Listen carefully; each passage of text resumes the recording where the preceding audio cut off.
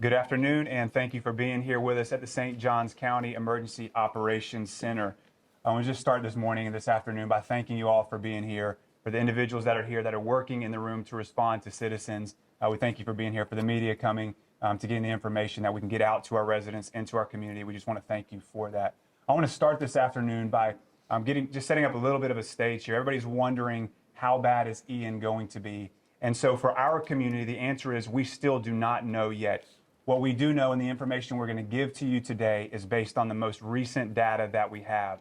And so for compare and contrast circumstances, the way you want to look at this now is, how are you affected during Irma? And so what we're looking at, and what you've heard across the media and across the weather to this point, is that you're looking at flooding, storm surge, and a rain event very, very similar to what we had with Irma. And so we're still 24 to 48 hours out from being affected by Ian itself. That's what we're looking at.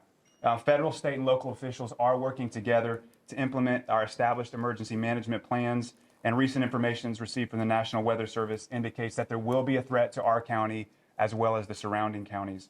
As I said, our biggest and most significant concerns right now are due to rainfall and storm surge. And so that is still subject to change. If you weren't tracking it overnight, the likely scenario for storm surge doubled from 1 to 3 feet to 3 to 5 feet. That does not include an additional 10 to 15 inches of potential rain, and that does not include the nor'easter that is actually on the front of Hurricane Ian. So you've got the nor'easter that we're going to start seeing some of the weather effects from tomorrow. Shortly thereafter, we'll start to see the effects from Ian, which will see that 10 to 15 inches of rain, as well as the storm surge. So what we want to do now is encourage the residents. If you have not made your preparations, if you've been watching and you're waiting, now is the time to make your preparations. Now is the time to make your preparations. As you all know, traffic is going to get backed up very shortly. A lot of people from the southwest part of the coast are traveling across I-4, up I-10, up I-75, and up I-95. And so we're going to see significant traffic over the next 24 to 48 hours. So if you have the ability to, we want to encourage you to leave today. If you've got the ability to and you're prepared, leave today. If you're not able to, get prepared and get ready to go tomorrow. And so now we're going to give you the information I know everybody's waiting on.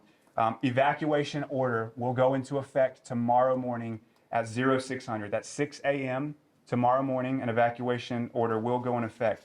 That will include Zones A, Zones B, including the entire city of St. Augustine, and Zone F, south of County Road 214. I want to repeat that one more time. An evacuation order will go into effect tomorrow morning, starting at 0600 or 6 a.m. That will include Zone A, Zone B, including the entire city of St. Augustine, and Zone F for areas south of County Road 214. So if you're north of County Road 214, that evacuation order is not for you. Zone F, south of County Road 214. That evacuation order does include residents living in boats, RVs, and mobile homes. Next, we'll have shelters open tomorrow at 12 o'clock. So at noon, 3 shelters will be open. The first one will be at Pacetti Bay Middle School. That will be the special needs shelter that will be available. Southwoods Elementary School will have a pet-friendly shelter available. And Pedro Menendez High School will have a general population shelter available. That will start again tomorrow at noon. Recommended shelter supplies are listed on the website at sjcfl.us/hurricane. The county is also prepared to open additional shelters as necessary. For St. Johns County governmental offices, we will be closed tomorrow through Friday, so that will start Wednesday through Friday. And the Emergency Operations Center will be in effect for 24/7 beginning tomorrow morning at 6 a.m. At this point, I'm going to turn it over to the sheriff, and then the superintendent will be here as well, and then we'll take some questions. Sure. Thank you, County Administrator. On behalf of myself and St. Augustine Beach Police Chief Dan Carswell and St. Augustine Chief of Police Jennifer Michaud, these evacuation procedures are so important. If you were here for Irma, I know a lot of you were not, but this is important that you heed to the warning of law enforcement, first responders, and our Emergency Operations Center. The barrier islands along the entire coastline of 42 miles is in Zones A and Zones B on the coastline. So that being said, once you're actually off the island, law enforcement has the ability to go ahead and close the bridges at sustained winds of 45 miles per hour, and if there's a public safety or public concern for the safety of the residents to keep them closed. So that being said, once you actually leave the barrier islands, the bridges could close and you may not be able to come back. to your residents on the island over there. I simply ask you this, is that as you evacuate the areas in St. Johns County, again, A and B along the coastline, A along the St. Johns River, and F from County Road 214 south into Flagler Estates, that you prepare to be gone for 72 hours or more. We don't know what kind of damage is going to be sustained. And with that being said, there's going to come a time where first responders, St. Johns County Fire and Rescue, St. Augustine Fire, and the 3 law enforcement agencies can no longer safely respond to you. And that's why these evacuations are so important. So that being said, we'll take questions at the end. Thank you for heeding to our warning. And again, God bless. Thank you. Thank you. And I'm Tim Forson, Superintendent of Schools. And I just want to, first of all, thank the County Administrator, Mr. Hunter Conrad, and our Sheriff, and all the other parties that are up and a part of this, because what's really important to us is our families of our community. And we know that this year we probably have a number of families who have not experienced a hurricane.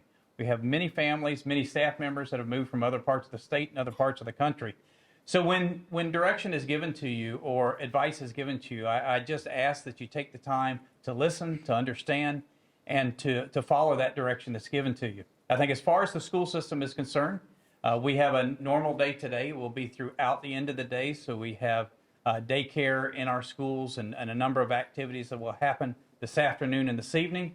But we will be closed Wednesday, Thursday, and Friday of this week.